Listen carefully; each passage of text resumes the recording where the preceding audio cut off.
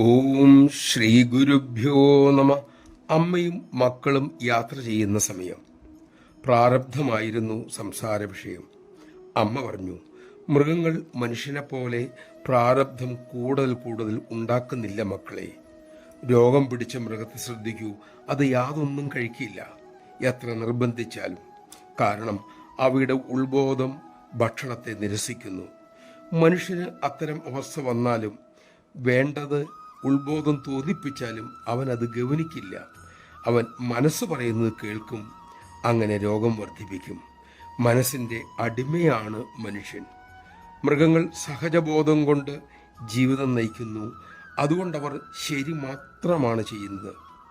പക്ഷേ മനുഷ്യൻ ആഗ്രഹത്തിനൊത്തു നീങ്ങുന്നു. അങ്ങനെ ദുരിതങ്ങൾ വരുത്തി വയ്ക്കുന്നു. അവനിലെ ശുദ്ധബോധം ആഗ്രഹങ്ങൾ കൊണ്ട് മറഞ്ഞു കിടക്കുകയാണ്. അത് നീക്കാൻ ധ്യാനം വഴി അന്തർബോധത്തോട് ഐക്യം പ്രാപിക്കണം. അതിന് നിങ്ങൾ നാമം ജപിക്കണം, സേവ ചെയ്യണം, സാധന അനുഷ്ഠിക്കണം. നമഃശിവായ.